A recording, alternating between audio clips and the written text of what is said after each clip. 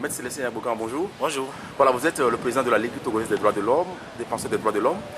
Vous avez suivi le procès de Laurent Gbagbo du début jusqu'à ce jour. Et le tribunal vient de prononcer son acquittement. Qu'en dites-vous? Oui, je crois que la Cour pénale internationale vient de décider de l'acquittement de Laurent Gbagbo et de Charles Blé Goudé, parce qu'ils estiment qu'il n'y a pas suffisamment de charges, que les preuves ne sont pas établies par rapport aux accusations qui sont portées contre ces personnes-là. Et je crois que pour moi, c'est une décision à saluer. À saluer en ce sens que le droit a été dit. Et nous sommes en matière criminelle. En matière criminelle qui est une matière pénale. Et vous savez qu'on ne peut pas condamner quelqu'un sans qu'il y ait le minimum de preuves. C'est en cela que moi je me réjouis. Moi je ne me réjouis pas du fait que Laurent Gbagbo soit libéré, mais du fait que le droit soit dit. Parce que là, en tant que défenseur des droits de l'homme, j'ai un sérieux problème. Et c'est ça qui me rend triste dans cette affaire. Le problème, c'est qu'il y a des milliers de victimes qui sont là et qui ne sont pas à ce jour situés sur leur sort. Ou du moins, qui ne savent plus à quel sens se vouer parce qu'ils sont obligés de demeurer dans le pétrin. Parce que là, il y a eu des victimes. Et c'est évident. Mais il y a certainement des coupables. Mais qui sont des coupables? Où sont-ils? Est-ce qu'on peut dire aujourd'hui que Laurent Gbagbo et Charles Blé Goudé sont innocents à 100%? Est-ce qu'on peut dire qu'ils n'ont jamais contribué à quoi que ce soit ou qu'ils ne sont mêlés ni de loin ni de près à cette histoire? Parce que vous savez que Laurent Gbagbo était le chef de l'État quand l'armée et des citoyens se sont attaqués à des honnêtes citoyens où des gens sont morts. Est-ce que sa responsabilité ne se situerait pas quelque part? Donc ça veut dire qu'il y a des coupables. Maintenant, on dit que c'est le procureur qui n'a pas rapporté la preuve. Et donc, c'est pour ça que j'ai dit que c'est une bonne décision de justice. Parce que sans preuve, il n'y a pas de condamnation. Et donc c'est en cela que je me réjouis. Et je crois que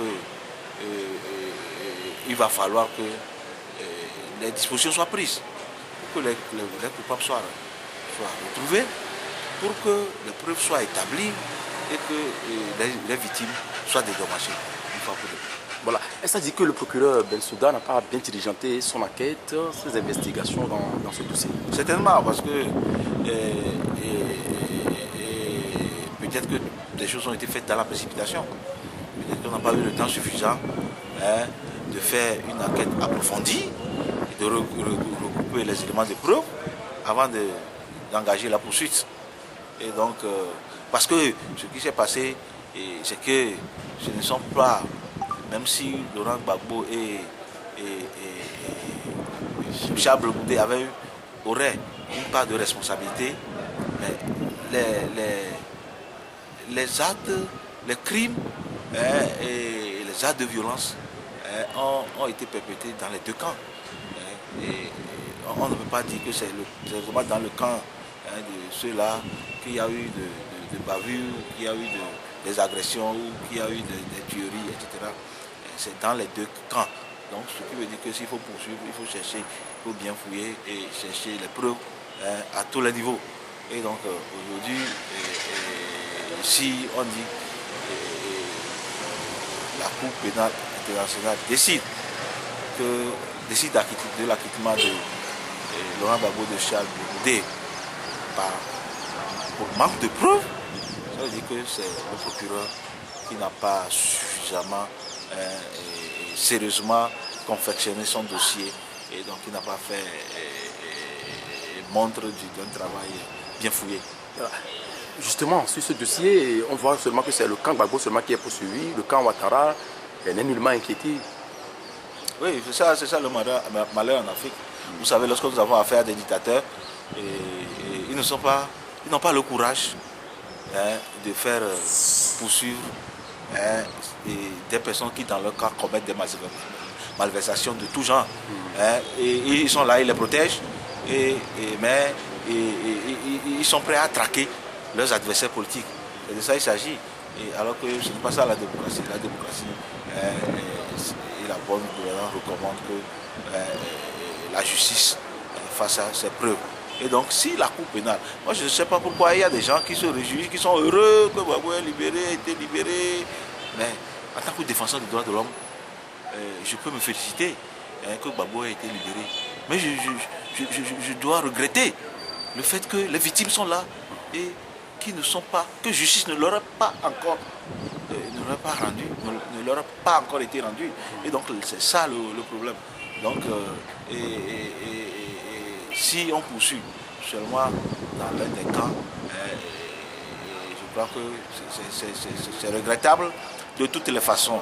Et c'est des crimes contre l'humanité, et donc c'est des crimes imprescriptibles. Tôt ou tard, des gens seront poursuivis. Je pense qu'il vaut mieux engager ces poursuites à temps pour que l'histoire ne rattrape pas les uns et les autres. Le président Ouattara est en train de protéger les siens, naturellement. Mais là, ce n'est pas la solution. De toute la façon, aujourd'hui, des gens disent que c'est un échec pour la CPI. Ce n'est pas un échec, c'est plutôt une victoire. C'est la CPI qui a rendu la décision de l'accusation. C'est la CPI qui a rendu. C'est peut-être le procureur. Près, madame le procureur près la CPI qui n'a pas, qui a joué peut-être, mais ce n'est pas toute la, c'est pas la CPI qui a, on ne peut pas parler d'un échec de la CPI, mais on doit féliciter la CPI pour avoir rendu une telle décision. Parce qu'il a dit qu'ils n'ont pas suffisamment de preuves. On a vu, tantôt il y a eu des montages, etc. qui ont été démontés par la défense. Et je crois que c'est quand même une bonne chose. Voilà, de quoi on voit la main de la France dans ce dossier? Bon, nous avons vu dans quelles conditions Gbagbo a été délogé de son palais. Avant, la France faisait les choses de manière pas très visible. Mais pour Gbagbo, c'est la France qui était devant, c'est les Français qui étaient devant. Et donc, je crois que il faut engager des poursuites réelles contre qui de droit. Et réunir les moyens, les éléments de preuve, de poursuivre. Et si vraiment il y a les preuves que la France, les preuves peuvent être établies devant la CPI, qu'il y a les Français qui sont derrière, ils doivent être poursuivis et condamnés. Voilà, pour le volet de la réconciliation, la véritable en Côte d'Ivoire, qu'est-ce qu'il y a lieu de faire aujourd'hui? La vérité? Oui. La justice? Oui, je crois que ça vaut la peine parce qu'il faut faire table rase du passé et amorcer le processus de réconciliation. Et ça ne sert plus à rien de se venger de quoi que ce soit. Des deux côtés, il y a eu des victimes, des deux côtés, il y a eu des coupables. Et donc, à partir de ce moment-là, il faut mieux parce que l'Afrique a besoin de ça pour évoluer. On a besoin de se livrer la guerre, etc. Je crois que les acteurs politiques doivent dépasser tout intérêt qui ne rentre pas dans le cadre du développement de leur pays. Et donc, dans ce cas-là, une réconciliation amorcée, un processus de réconciliation amorcée pourra aboutir s'il y a la volonté et s'il y a l'honnêteté. Merci Célestin Boucan, merci beaucoup à vous. Merci.